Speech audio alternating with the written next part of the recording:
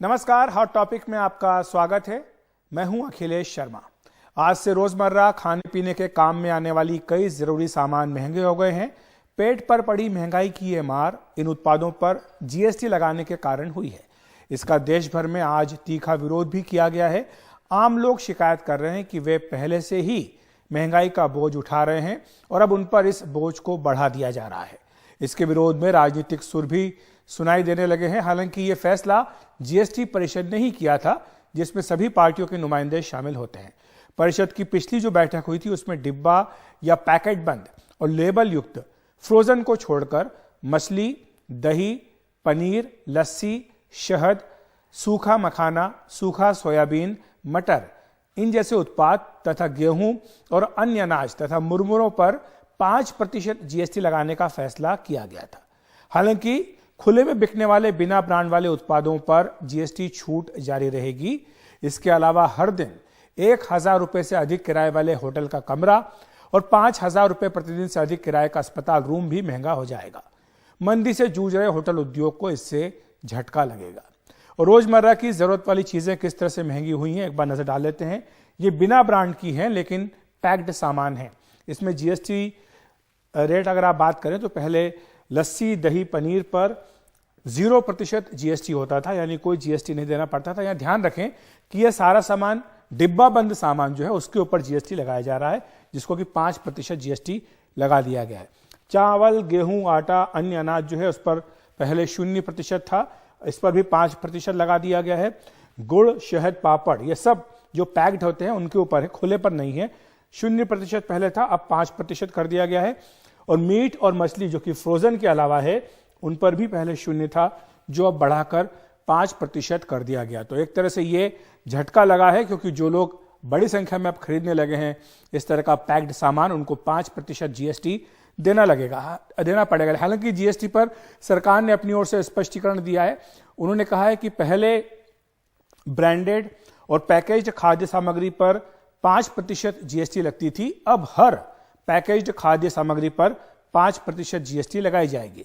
साथ ही उन्होंने ये भी कहा है कि 25 किलो से नीचे का अगर पैकेज्ड अनाज या दाल लेंगे उसी पर जीएसटी होगी।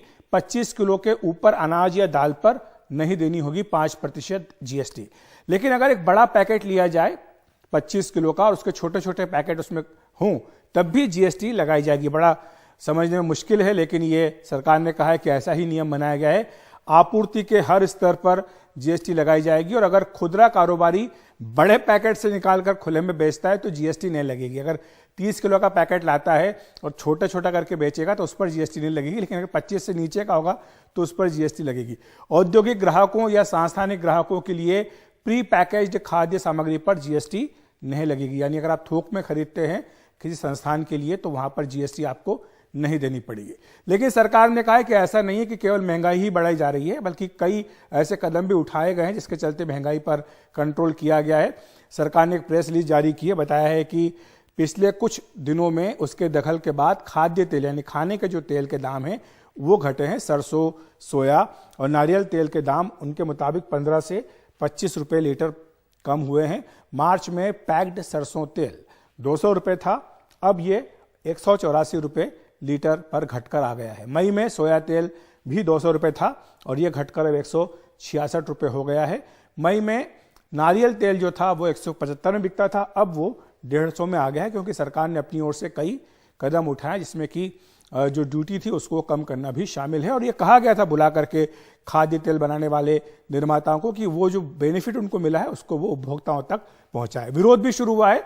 बीजेपी के अपने सांसद वरुण गांधी ने ट्वीट करके कहा है कि आज से दूध, दही, मक्खन, चावल, दाल, ब्रेड जैसे पैक्ड उत्पादों पर जीएसटी लागू कर दिया गया। रिकॉर्ड तोड़ बेरोजगारी के बीच किया गया यह फैसला मध्यम वर्गीय परिवारों और विशेषकर किराए के मकानों में रहने वाले संघर्षरत युवाओं की जेबों और ज्यादा हल्की कर देगा। जब राहत देने का वक्त था तब हम आहत कर रहे हैं। तो ये इस पर राजनीति भी शुरू हो चुकी है। हमारे साथ दो खास मेहमान मौजूद हैं इस पर चर्चा करने के लिए। प्रोफेसर अरुण कुमार अर्थशास्त्री हैं, पीकेडी नाम्बियार साहब हैं, राजनीतिक विश्लेषक। आप दोनों का बहुत बहुत स्वागत है। सबसे पहले अरुण कुमार जी, मैं आपके पास आना चाहूंगा। सरकार एक तरफ कहती है कि रिकॉर्ड जीएसटी कलेक्शन हो रहा है, कंप्लायंस भी बढ़ रहा है। तो ऐसे में नए प्रोडक्ट के ऊपर जीएसटी लगाना कितना तर्कसंगत है, जबकि सरकार जानती है कि इससे महंगाई बढ़ेगी और आम लोगों के ऊपर बोझ बढ़ेगा? देखिए, जीएसटी एक अप्रत्यक्ष कर है, इनडायरेक्ट टैक्स है। जब भी जीएसटी बढ़ाया जाएगा तो दाम बढ़ेंगे, और खासकर अगर जो बुनियादी चीज़ें हैं, जो आम जनता के रोज़मर्रा के कंजम्पशन की चीज़ें हैं, उन पे अगर बढ़ाया जाएगा तो ज़रूर उसका इन्फ्लेशनरी असर होगा। इन्फ्लेशन ऑलरेडी काफ़ी तेज़ है। आपको पता है कि होलसेल प्राइस इंडेक्स 10% से ऊपर पिछले 15 महीने से चल रहा है। अभी वो 15% के ऊपर की रफ्तार से है। कंज्यूमर प्राइस इंडेक्स 7% की रफ्तार से उससे ऊपर चल रहा है। तो इस समय ये बढ़ाना और भी ज़्यादा खतरनाक है, क्योंकि जैसे आपने बताया अपनी रिपोर्ट में कि लोगों की आमदनी वैसे ही कम हो गई है, उनका रोज़गार कम हो गया है। तो अगर जनता के हाथ में वैसे ही पैसा कम है और दाम बढ़ जाएंगे तो उनकी जो माली हालत है वो और भी ज़्यादा खराब हो जाएगी। तो इसलिए इस समय बिल्कुल कोई ज़रूरत नहीं थी, और अगर पैसे की ज़रूरत थी भी तो डायरेक्ट टैक्स से पैसा उठाना चाहिए था, जिसका असर गरीब आदमी पे नहीं पड़ता। जैसे कि प्रधानमंत्री जी ने 15 अगस्त की स्पीच में बताया था कि देश में सिर्फ 1.5 करोड़ लोग हैं जो डायरेक्ट टैक्स इफेक्टिवली पे करते हैं। अगर डायरेक्ट टैक्स बढ़ाया जाता तो उन 1.5 करोड़ लोगों के ऊपर ही असर पड़ता। अभी तो क्या है कि गरीब आदमी अमीर, जो जीएसटी लगाया गया है ये पैक्ड सामग्री के ऊपर लगाया गया है, जिसका जो गरीब लोग हैं वो इस्तेमाल नहीं करते। जो खुले में अनाज बिक रहा है, दूध वगैरह बिक रहा है, उसके ऊपर ये छूट जारी रहेगी, जीएसटी नहीं लगेगा। नहीं, देखिए, जब होता क्या है कि आप जब इनडायरेक्ट टैक्स कहीं पे लगाते हैं तो उसका असर कहीं और पड़ता है। जैसे कि अगर आपने डीजल का दाम बढ़ा दिया तो ट्रांसपोर्ट बढ़ गया तो गेहूं का भी दाम बढ़ जाएगा। तो ये जो होता है इनडायरेक्ट टैक्स, इसका लगता कहीं है और इसका असर कहीं और मिलता है। तो गरीब आदमी के ऊपर भी असर पड़ता है, मिडिल क्लास के ऊपर भी पड़ता है, लोअर मिडिल क्लास के ऊपर भी पड़ता है। और लोअर मिडिल क्लास जो है वहां पे, और अभी जैसे ई श्रम पोर्टल में अभी खबर आई थी कि जहाँ पे 27 करोड़ लोग रजिस्टर्ड हैं, उसमें 94% लोग बता रहे हैं कि वो 10,000 रुपए से कम कमाते हैं। जो अभी नीति आयोग की रिपोर्ट आई थी उसमें भी बताया गया था। तो जो 10,000 रुपए से कम कमा रहे हैं उनको वैसे ही महंगाई जब मार रही है, और अब ये इससे और जो महंगाई बढ़ेगी उसका भी एक जनरलाइज असर पड़ेगा। तो उनकी भी आमदनी पे असर पड़ेगा, उनके जो घर के खर्चे पे असर पड़ेगा, और स्कूल के बच्चे हैं उनके ऊपर असर पड़ेगा, सबके ऊपर इसका असर पड़ेगा। पीकेडी नामबियार साहब, आपको लाना चाहूंगा इस चर्चा में। आपने सुना प्रोफेसर अरुण कुमार को एक टाइमिंग पर सवाल उठा रहे कि इस समय जबकि पहले से ही इतना ज्यादा महंगाई का बोझ है लोगों पर, तब ये जीएसटी लगाने की क्या जरूरत पड़ गई थी? मैं इस गवर्नमेंट का बहुत बड़ा समर्थक हूं। मैं हमेशा इस गवर्नमेंट को हर चीजों में डिफेंड करता हूं, लेकिन मैं समझता हूं ये बैड टाइमिंग है। ये जो निर्णय जो जीएसटी के ऊपर लिया हुआ है, ये जो और जो भी एसेंशियल कमोडिटी के ऊपर, हम सबको पता है कि बहुत पिछले 1-1.5 सालों से मैं तो खुद डिफेंड करता हूं गवर्नमेंट को कि ये इन्फ्लेशन को डिफेंड करता हूं, लेकिन ये जो जीएसटी 5% जो इस तरह का जो एसेंशियल आइटम्स के ऊपर डाला हुआ है, इसका टाइमिंग बहुत गलत है। जबकि इकोनॉमिकली अगर देखते हो तो सही निर्णय है, क्योंकि हमें ये जरूरी है कि हर तरह का चीजों के ऊपर, whether it is from the point of view of quality और from the point of view of formalization of an economy, ये इकोनॉमिक डिसीजन सही हो सकता है। लेकिन जो टाइमिंग है, और एक तरफ ऑलरेडी महंगाई एक बहुत ऊंचे 2 डिजिट में चल रहा है, उसके साथ में इसकी आवश्यकता बिल्कुल भी नहीं है। लेकिन नामबियार जी, इसके साथ साथ जो खाने पीने का सामान है वो तो अपनी जगह पर है। होटल में अगर आप जाएंगे 1,000 रुपए से अधिक का आपका अगर रूम रेंट होगा तो 5% जीएसटी देना पड़ेगा। अगर अस्पताल में भर्ती होते हैं 5,000 रुपए से अधिक का है तो आपको जीएसटी देना पड़ेगा। तो होटल इंडस्ट्री जो पहले से ही लॉकडाउन के कारण अभी भी बहुत बड़ा झटका लगा था, उससे धीरे धीरे उबर रही है, उसको ये झटका देना कि 1,000 रुपए के ऊपर 5% जीएसटी, ये कहां तक जायज है? मैं बिल्कुल आपसे सहमत हूं। इस निर्णय में एक चीज से मुझे लगता है कि यह सही निर्णय है। जो हॉस्पिटल, जिसमें प्राइवेट हॉस्पिटल जिसको हम कहते हैं कि एक तरह से 5 स्टार तरीके का जो हॉस्पिटल्स है, जहां पे 5,000 से जो ऊपर जो लोग जाते हैं, उन लोगों के ऊपर 5% टैक्स लगा दिया, मुझे नहीं लगता कि वो बहुत बड़ा आपत्ति है। क्योंकि जो नॉर्मल एक डॉक्टर, अगर आप किसी डॉक्टर के पास 500 रुपए का देना होता है तो वो 5,000 रुपए का कमरे के अंदर जो पर विजिट वो 2,000 रुपए लेते हैं, तो उसमें मुझे नहीं लगता है कि कोई आपत्ति होना चाहिए। लेकिन एक चीज मैंने पिछले आपका सिस्टर चैनल में भी मैं थोड़ी देर पहले डिबेट कर रहा था इसके ऊपर, मैं एक बार इसको, इस राजनीति में कोई भी दूध का दूल्हा नहीं है। ये विषय के अंदर जितना भी अगर आप देखते हो तो अभी आपने केजरीवाल और राहुल गांधी वगैरह जो आवाज उठा रहा है, कोई भी ऑपोजिशन स्टेट इस निर्णय के ऊपर जीएसटी काउंसिल मीटिंग में हर कोई इसको समर्थन किया है।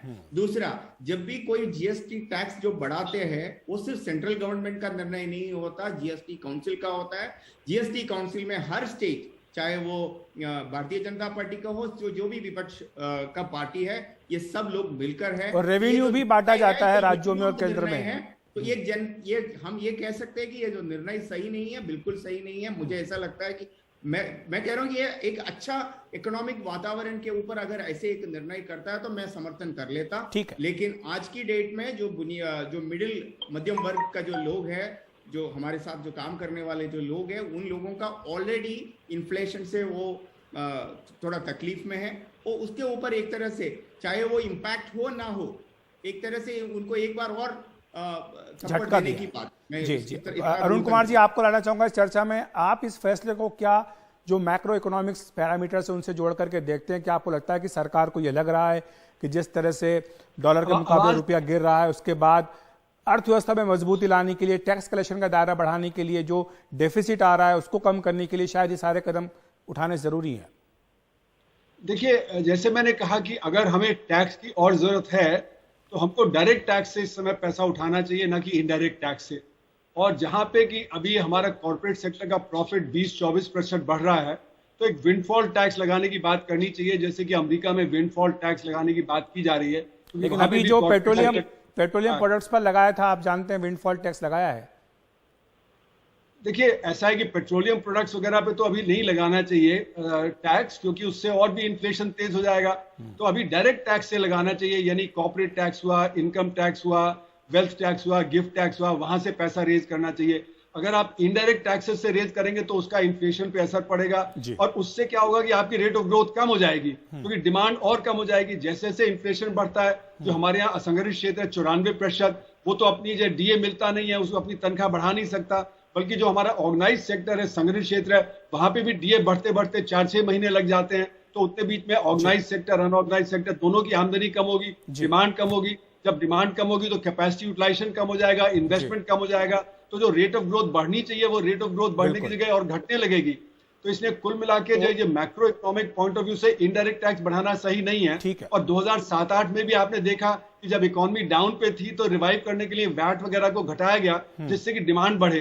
तो हमारे यहाँ जब डिमांड वो जो वैट वगैरह को घटाया गया, इनडायरेक्ट टैक्स को, तो उससे डिमांड इतनी नहीं हमारी जो असर पड़ा जितना कि और अर्थव्यवस्था में पड़ा, और हमारी रिकवरी ज्यादा तेज हुई। तो macro economic point of view से भी इनडायरेक्ट टैक्स बढ़ाने के सही नहीं है।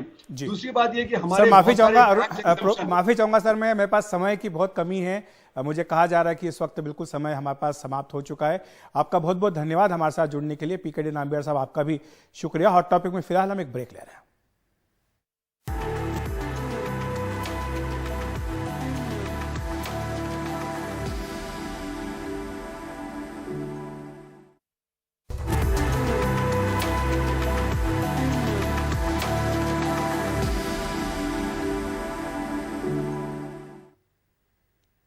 शिवसेना के बागी नेता और महाराष्ट्र के मुख्यमंत्री एकनाथ शिंदे ने उद्धव ठाकरे को एक और झटका दिया है।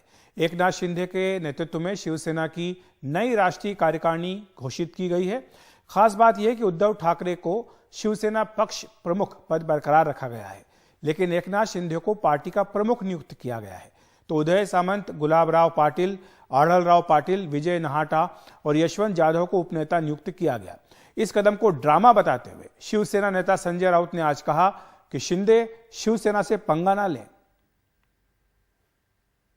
से टूटे हुए लोग हैं, उनका जो गुट है उसने एक राष्ट्रीय कार्यकारिणी बना ली शिवसेना की। हम लोग यहां बैठकर हंस रहे थे, महाराष्ट्र की जनता भी हंस रही है, मजा ले रही है, चुटकी ले रही है। और हमारी जो कार्यकारिणी है बाला साहब ठाकरे जी ने बनाई हुई, उनको बर्खास्त कर दिया। ये पार्टी बाला साहब ठाकरे जी की, ये शिवसेना रजिस्टर्ड पॉलिटिकल पार्टी है, चाहे इलेक्शन कमीशन हो, चाहे सब कुछ हो। बाला साहब ठाकरे जी की ये पार्टी है, उनके निर्माता संस्थापक बाला साहब ठाकरे है, उसके प्रमुख उद्धव ठाकरे है। हम सभी को कार्यकारिणी ने जो लिया है वो पार्टी ने लिया है, जो शिवसेना है। आप कहाँ के शिवसेना बन गए हो? ठीक है, आपका एक अलग गुट हो सकता है, आप बाहर निकले, आप अपने गुट की राजनीति कर लीजिए, शिवसेना से पंगा मत लीजिए। इस बीच एक बड़ी खबर आ रही है। आज मानसून सत्र के पहले ही दिन सरकार ने एमएसपी पर अपनी कमेटी का गठन कर दिया है। आपको बताएं कि किसान आंदोलन समाप्त करते समय सरकार की ओर से यह वादा किया गया था कि एमएसपी तय करने के लिए एक कमेटी का गठन किया जाएगा, और इस समय जो खबर आ रही है, सरकार ने गैजेट में इस कमेटी के नामों का ऐलान कर दिया है। ये किसान संगठनों की ओर से एक बड़ी मांग थी। हॉट टॉपिक में इतना ही। देखते रहिए एनडीटीवी इंडिया।